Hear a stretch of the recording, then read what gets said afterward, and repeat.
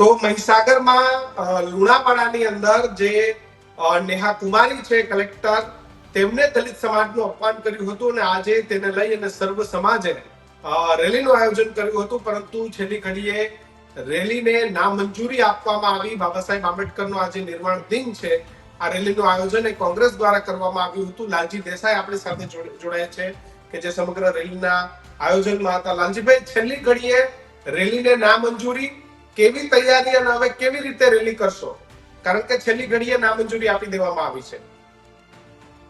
આમાં કિશનભાઈ એવું છે કે જેને મંજૂરીનો, આમાં તો આરોપી પોતે જજ છે, એટલે જે પોતે જજ હોય ત્યારે આપણે ન્યાયની અપેક્ષા રાખીએ કે તમને સભાની મંજૂરી આપશે. એવું તો અમને બી ખબર હતી કે આ કંઈ એવું થવાનું નથી, પરંતુ અહીંના લોકો, દલિતો, આદિવાસીઓથી લઈ અને બધા જ લોકો એટલા મક્કમ હતા. અહીંયા ઓબીસી વર્ગ છે, માઇનોરિટી વર્ગ છે, એટલે આમ તો ગુજરાતના 80% વંચિતો જે છે એ આ બાબતમાં એટલા ક્લિયર કે કોઈ પણ ભોગે આપણે સભા સ્થળે પહોંચશું. સરકારે ગિરફતાર કરવા હોય તો ગિરફતાર કરે, એમણે ધરપકડ કરવી હોય તો ધરપકડ કરે. સરકાર સરકારનું કામ કરશે અને અમે અમારો, એટલે મને કાલે જે છે ડિપાર્ટમેન્ટના લોકો જે છે એમ કહેતા, સાહેબ ઉપરથી આદેશ છે, અમે તમને મંજૂરી આપી શકીએ એમ નથી. મેં તમને ઉપરનો આદેશ છે, તમારા આકાઓનો આદેશ છે, અમને અમારા અંતરાત્માનો આદેશ છે કે અમારે સ્વાભિમાનની લડાઈ લડવી જોઈએ, એટલે અમે સ્વાભિમાનની લડાઈ લડશું. આનંદભાઈને ઓલરેડી એ લોકોએ ગિરફતાર કરી ચૂક્યા છે. મને ભાઈ, અમે જિગ્નેશભાઈ, હું, પાલભાઈ, અમે લોકો અને અમિતભાઈ ચાવડા અહીંયા છે, ગ્યાસુદ્દીનભાઈ અહીંયા પહોંચ્યા છે, એમ અનેક, તુષારભાઈ ને લોકો પહોંચી રહ્યા છે. કે રાજુ અમારા ઓલ ઇન્ડિયાના CWC મેમ્બર છે, એ પોતે અહીંયા પહોંચી ચૂક્યા છે. એટલે શશિકુમાર સેન્થિલ અહીંયા આવ્યા છે, ભાઈ અમારા SC ડિપાર્ટમેન્ટના રાષ્ટ્રીય અધ્યક્ષ જે છે એ અહીંયા આવ્યા છે. એટલે અમે લોકો કોશિશ કરીએ છીએ કે ભાઈ અમારી સ્વાભિમાનની આ જે લડાઈ છે, જે વાત છે, એને અમે પહોંચાડીએ.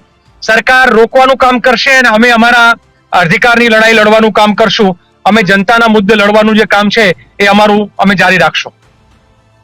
લાલજીભાઈ, આ તો કેવું કહેવાય કે બાબા સાહેબ આંબેડકરનો નિર્વાણ દિન છે અને આજના દિવસે પણ કાર્યક્રમ ન કરવા દેવામાં આવે, એટલે અને તમારા ધારાસભ્ય કક્ષાના લોકોને પોલીસે નજરકેદ કરે, અટકાયત કરે. આ સરકાર જે છે એ સંપૂર્ણપણે, એ જેને કહેવાય ને કે એ, આમ તો હવે હું માનું છું કે સંવિધાન મુજબ ચાલતી સરકાર નથી, પરંતુ આ સરકાર જે છે જાણે મનુસ્મૃતિના પાઠ ભણીને આવેલી હોય એવી સરકાર છે. એટલે લોકો એવું માને છે કે ઉચ્ચ માનવવાદ, એટલે સુપર હ્યુમન કોન્સેપ્ટ જે હિટલરનો હતો, એ જ સુપર હ્યુમન કોન્સેપ્ટ જે છે અત્યારે ગુજરાતમાં ચાલ્યો છે. એ લોકો એવું માને છે કે અમુક સમાજ, અમુક વર્ગ એ ખૂબ ઉચ્ચ પ્રકારની લાયકાત ધરાવે છે અને બાકીના બધાએ ગુલામીમાં રહેવાનું. દેશ આઝાદ છે તો ચોક્કસ વર્ગ માટે આઝાદ છે, બાકીના લોકો જે છે ગુલામી, એ ચાહે લઘુમતીના સમાજના લોકો હોય, ચાહે દલિત સમાજ હોય, ચાહે ઓબીસી સમાજ હોય, ચાહે આદિવાસી સમાજ હોય, ચાહે ગરીબ જેને સવર્ણો કે છે લોકો, એવા ગરીબ સવર્ણો હોય, મહિલાઓ હોય, આ બધાને પ્રતાડિત કરવા એ અત્યારની આ સરકાર જે છે એ સંપૂર્ણપણે દિશામાં કામ કરી રહી છે. લાલજીભાઈ, હવે મંજૂરી નથી આપી તો કેવી રીતે મેસેજ આપશો નેહા કુમારીને? કારણ કે એ તો કલેક્ટર સાહેબ છે, કેવી રીતે સંદેશો પહોંચાડશો તમે? દલિતો, વંચિતો ના સ્વાભિમાનની, આદિવાસીઓના સ્વાભિમાનની આ લડાઈ અમે લોકો લડી રહ્યા છીએ, તો આમાં દિવસ ના ફરી શકે. સરકારે જાણી જોઈને કુબેર ડિંડોર નામનું ડિંડક અહીંયા કરવાની જરૂર નથી. કુબેર ડિંડોરને આપવું જ હોય તો ગુજરાતનું રેવન્યુ ડિપાર્ટમેન્ટ આપી દો ને ભાઈ. કુબેર ડિંડોરને પ્રૌઢ શિક્ષણ ને પ્રાથમિક શિક્ષણ આપીને સમજાવી દીધા છે, અને જરૂર પડશે તો જિલ્લાવાર. અને સૌથી મહત્વની વાત, આદિવાસી સમાજે જે નક્કી કર્યું છે કે અમે બિરસા મુંડા, જ્યોતિબા ફૂલે અને બાબા સાહેબે જે આ ત્રણેય જે સામાજિક સમાનતાની લડાઈની જે વાત કરી છે એ લડાઈશું, અને ગાંધી નહેરુએ સૂચવેલી પદ્ધતિ મુજબ લડશું. સરદાર પટેલ જે છે એની બહાદુરી સાથે લડશું, અને અનેક લોકો જે છે એ અમારા દેશ, આ ભારત દેશ માટે જેને પોતે સર્વસ્વ આપ્યું છે, એમાંથી પ્રેરણા લઈ અને આ લડાઈને લાંબી અમે ચાલુ રાખશું. આદિવાસી પટ્ટામાં બધે જ કહેશું કે આદિવાસીઓ, દલિતો, ઓબીસી, માઇનોરિટીને ગુજરાતમાં માત્ર, કિશનભાઈ, મેં વચ્ચે મારો વિડીયો જાહેર કર્યો હતો કે 87% મખાતાઓ અને મલાઈદાર બધા જે છે પોર્ટફોલિયો મિનિસ્ટ્રીના, એ ચોક્કસ કમ્યુનિટીઓના હાથમાં છે, અને જેની 80% વસ્તી છે એવી SC, ST, OBC, માઇનોરિટી, એની 80% વસ્તીને 13%, અને એ પણ હાવ થૂથડા જેવા ખાતાઓ આપે છે. અમારા જિગ્નેશભાઈ કે છૂછા જેવું હાવ એટલે આ પણ મિત્રતા કેવી કે સરકાર અધિકારીને બચાવે ને અધિકારી સરકારને બચાવે. સરકારને આદિવાસીના વોટ જોઈએ છે, દલિતના વોટ જોઈએ છે, પણ આજે દલિત સમાજ માટે તોછડું બોલી છે આ નેહા કુમારી, તો એને બચાવવા સરકાર કામે લાગી ગઈ. નહીતર સરકાર તો આને બરોબર નહીં કરવું જોઈએ કે તમારાથી આવું બોલી કેવી રીતે શકાય ભાઈ કોઈ ચોક્કસ સમાજ માટે. પણ આ તો ભાઈબંધી, તું બંકો બચાવો, હમ બિલકુલ. તુમકો બચાવ. કિશનભાઈ, આમાં જેને સંવિધાનના સોગંદ દીધા હોય, કોઈ પણ સંવિધાનિક પદ ઉપર, એ ચાહે પોલિટિશિયન હોય કે ચાહે બ્યુરોક્રેસીમાં આઈએએસ અને આઈપીએસ ઓફિસર હોય, એ લોકો આ મહીસાગરમાં જે ફરી રહ્યા છે ને, એમાં કિશનભાઈ એક ઇન્ટરેસ્ટિંગ વાત છે, કહી દઉં કે અહીંયા શું તકલીફ. અહીંયા કોઈ ફોરલેન નથી ને કોઈ રેલવેનો ટ્રેક નથી. આ જિલ્લો એવો છે જાણે પેલો નબાપો હોય એટલે માવતર વગરનો જિલ્લો હોય એવો જિલ્લો છે. અને આ જિલ્લાની અંદર તમે આપણે જે વાત કરી કે કેમ એકબીજાને આ નેહા કુમારી હોય, કુમાર પાંડ્યન હોય થઈ રહ્યું છે. તો મહીસાગરમાં લુણાવાડાની અંદર જે નેહા કુમારી છે કલેક્ટર, તેમને દલિત સમાજનું અપમાન કર્યું હતું અને આજે તેને લઈ અને સર્વ સમાજે રેલીનું આયોજન કર્યું હતું. પરંતુ છેલ્લી ઘડીએ રેલીને નામંજૂરી આપવામાં આવી. બાબા સાહેબ આંબેડકરનો આજે નિર્વાણ દિન છે. આ રેલીનું આયોજન કોંગ્રેસ દ્વારા કરવામાં આવ્યું હતું. લાલજી દેસાઈ આપણી સાથે જોડાયા છે કે જે સમગ્ર રેલીના આયોજનમાં હતા. લાલજીભાઈ, છેલ્લી ઘડીએ રેલીને નામંજૂરી, કેવી તૈયારી અને હવે કેવી રીતે રેલી કરશો? કારણ કે છેલ્લી ઘડીએ નામંજૂરી આપી દેવામાં આવી છે. આમાં કિશનભાઈ એવું છે કે જેને મંજૂરીનો, આમાં તો આરોપી પોતે જજ છે. એટલે જે પોતે જજ હોય ત્યારે આપણે ન્યાયની અપેક્ષા રાખીએ કે તમને સભાની મંજૂરી આપશે. એવું તો અમને બી ખબર હતી કે આ કંઈ એવું થવાનું નથી. પરંતુ અહીંના લોકો, દલિતો, આદિવાસીઓથી લઈ અને બધા જ લોકો એટલા મક્કમ હતા. અહીંયા ઓબીસી વર્ગ છે, માઇનોરિટી વર્ગ છે, એટલે આમ તો ગુજરાતના 80% વંચિતો જે છે એ આ બાબતમાં એટલા ક્લિયર કે કોઈ પણ ભોગે આપણે સભા સ્થળે પહોંચશું. સરકારે ગિરફતાર કરવા હોય તો ગિરફતાર કરે, એમણે ધરપકડ કરવી હોય તો ધરપકડ કરે. સરકાર સરકારનું કામ કરશે. અને અમે અમારો, એટલે મને કાલે જે છે ડિપાર્ટમેન્ટના લોકો જે છે એમ કહેતા, સાહેબ ઉપરથી આદેશ છે, અમે તમને મંજૂરી આપી શકીએ એમ નથી. મેં તમને ઉપરનો આદેશ છે, તમારા આકાઓનો આદેશ છે, અમને અમારા અંતરાત્માનો આદેશ છે કે અમારે સ્વાભિમાનની લડાઈ લડવી જોઈએ, એટલે અમે આ સ્વાભિમાનની લડાઈ લડશું.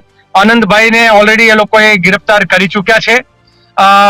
મને ભાઈ, અમે જિગ્નેશભાઈ, હું, પાલભાઈ, અમે લોકો અને અમિતભાઈ ચાવડા અહીંયા છે, ગ્યાસુદ્દીનભાઈ અહીંયા પહોંચ્યા છે, એમ અનેક તુષારભાઈ ને લોકો પહોંચી રહ્યા છે. કે રાજુ અમારા ઓલ ઇન્ડિયાના સીડબ્લ્યુસી મેમ્બર છે, એ પોતે અહીંયા પહોંચી ચૂક્યા છે. એટલે શશિકુમાર સેન્થિલ અહીંયા આવ્યા છે. ભાઈ અમારા એસસી ડિપાર્ટમેન્ટના રાષ્ટ્રીય અધ્યક્ષ જે છે એ અહીંયા આવ્યા છે. એટલે અમે લોકો કોશિશ કરીએ છીએ કે ભાઈ અમારી સ્વાભિમાનની આ જે લડાઈ છે, જે વાત છે, એને અમે પહોંચાડીએ.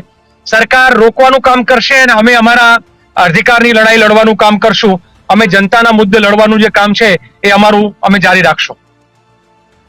લાલજીભાઈ, આ તો કેવું કહેવાય કે બાબા સાહેબ આંબેડકરનો નિર્વાણ દિન છે અને આજના દિવસે પણ કાર્યક્રમ ન કરવા દેવામાં આવે, એટલે અને તમારા ધારાસભ્ય કક્ષાના લોકોને પોલીસે નજરકેદ કરે, અટકાયત કરે.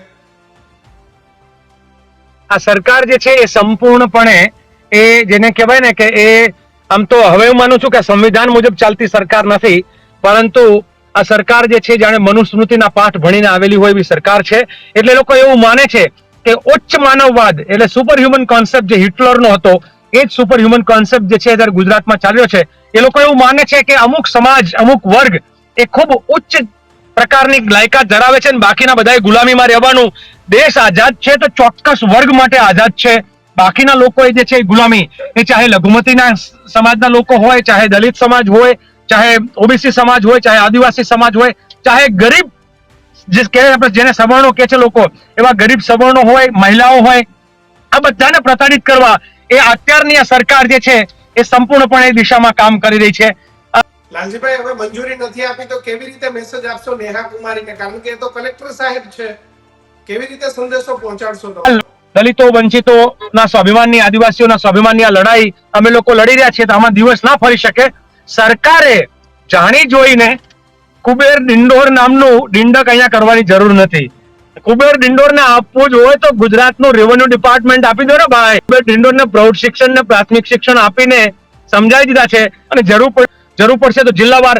અને સૌથી મહત્વની વાત, આદિવાસી સમાજે જે નક્કી કર્યું છે કે અમે બિરસા મુંડા, જ્યોતિબા ફૂલે અને બાબા સાહેબે જે આ ત્રણેય જે સામાજિક સમાનતાની લડાઈની જે વાત કરી છે એ લડાશું અને ગાંધી નહેરુએ સૂચવેલી પદ્ધતિ મુજબ લડશું.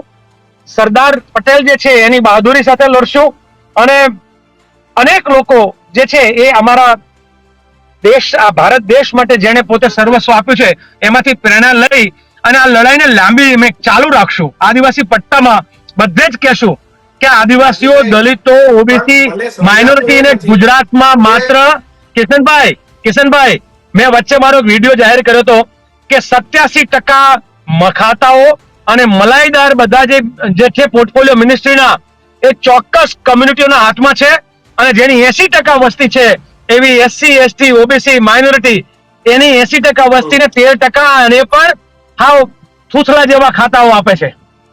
અમારા જિગ્નેશભાઈ કે છૂછા જેવું હાવ. આ પણ મિત્રતા કેવી કે સરકાર અધિકારીને બચાવે ને અધિકારી સરકારને બચાવે.